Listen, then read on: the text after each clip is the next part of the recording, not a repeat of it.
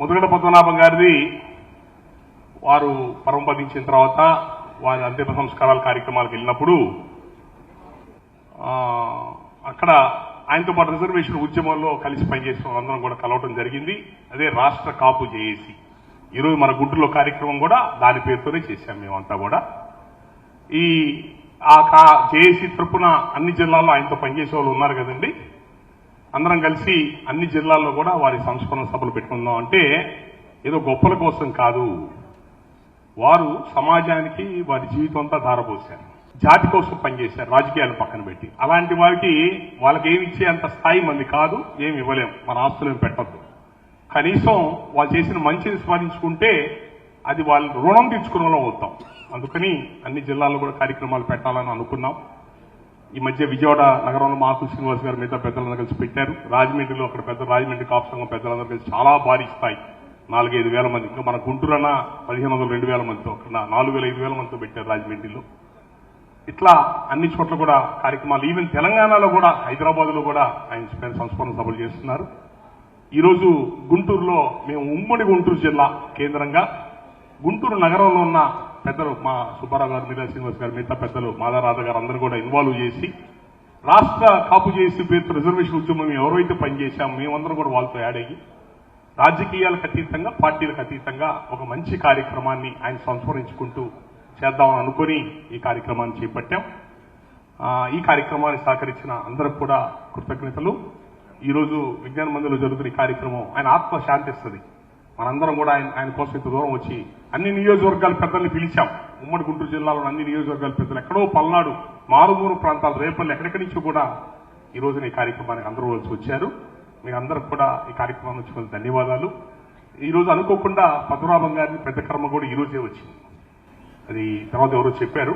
మరి ఆ రోజున మనం ఇక్కడ కార్యక్రమం పెట్టుకోవటం, పద్మనాభం గారిది ఈ మధ్యకాలంలో నేను కొన్ని ఫేస్బుక్ లో చూస్తుంటా, రకరకాలుగా ఎవరెవరు ఏవో మాట్లాడుతుంటారు. వాళ్ళు రోడ్డు మీద వాళ్ళు ఎవరు ఎక్కడో ఏ పేటలో కూడా ఎవరు తెలియదు. సోషల్ మీడియా వచ్చాక ఏమనుకోదు ఆడవాళ్ళు అన్నానని, ఇంట్లో కూర్చున్న ఆడవాళ్ళు కూడా అన్నట్టుగా పెద్ద నాయకుల్లాగా అయిపోయారు. రాజశేఖర్ రెడ్డికి గురువు, రాజకీయ గురువు సంగీతం వెంకటరెడ్డి గారు. మరి కాపులే ఆయన.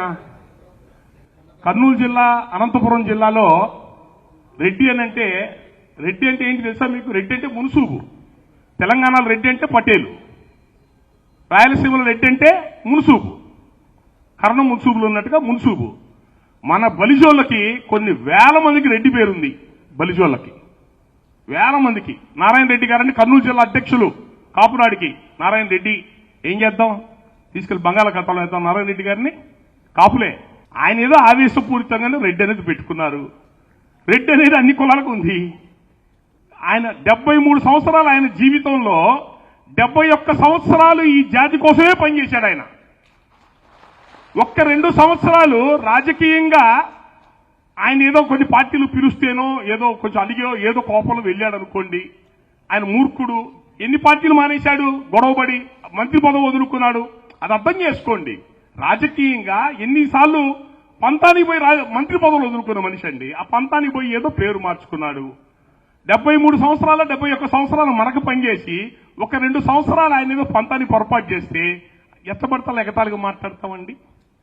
రేపొద్దున ఇంకెవడన్నా పనిచేస్తాడండి సమాజంలో? కులం కోసం కానీ సమాజం కోసం కానీ ఎవడన్నా పనిచేస్తాడా? ఎవరు పనిచేయరు. ఇట్లయితే మనకి ఎంత చేసినా విలువ ఉండదురా, పరగడిపే 2 రోజులు నువ్వేం చేస్తావు అడుగుతారు, మనకెంత వచ్చిన గోళ్ళయ్యాని వదిలేస్తారు. అలా వదిలేస్తే ఇంత పెద్ద జాతి పాడైపోద్ది. గుర్తుపెట్టుకోండి, ఇది పేద జాతి, డబ్బున్న జాతి కాదు. వేల మంది జీవితాలు త్యాగాలు చెయ్యాలా, చేస్తేనే ఈ మాత్రం 20,000 రూపాయలు ఫీజు, ఇంజనీరింగ్ ఫీజు కట్టలేక ఇంజనీరింగ్ చదివించలేదండి కాపులు. పిల్ల వెంకటేశ్వరరావు గారు మిగతా పెద్దలు హైదరాబాద్ లో చేసిన ధర్నాల వల్ల ఫీజు రియంబర్స్మెంట్ వచ్చింది మొదటిసారి కాపులకి. కాపులతో దగ్గర కులాల పేదలకు వచ్చింది ఫీజు రియంబర్స్మెంట్. ఇంజనీరింగ్ దగ్గర కాపులు వదిలేద్దామా? ఈ కష్టాలన్నీ త్యాగాలన్నీ వదిలేద్దామా చెప్పండి? ఎంతో మంది జీవితాలు త్యాగాలు చేస్తే తప్ప ఈ కాపు కులం నిలబడుతూ రిజర్వేషన్లు పీకేశారు, అన్నగదొక్కారు. ఇది బతకట్టాలంటే ఈరోజు ప్రభుత్వం నుంచి ఈ మాత్రం ఫలాలు పొందుతున్నామంటే అది పద్మనాభం గారు, మీరా వెంకట్రావు గారు, పిల్ల వెంకటేశ్వరరావు గారు లాంటి వాళ్ళు కష్టం. అది దాన్ని గౌరవించండి. ఆయనకి మన ఆస్తులు ఇవ్వద్దు. వాళ్ళు చేసిన మంచిని గుర్తు పెట్టుకుందాం. చనిపోయిన మనిషిని కూడా మనం ఎట్లా పోతాలో మాట్లాడుకుంటే మన సంస్కారం ఏమైపోయినట్టు. చనిపోయిన వ్యక్తిని ఆయన మంచి చేసిన మంచి గుర్తు పెట్టుకొని స్మరించుకుందాం. రూపాయి ఖర్చు లేదు ఇందులో. మీరందరూ కలిసి ఆయన కార్యక్రమాని కోసం ఇంత దూరం మీరందరూ వచ్చారు. ఆయన నివాళులు అర్పించడానికి మీకు హృదయపూర్వకంగా ధన్యవాదాలు తెలియజేస్తున్నాం.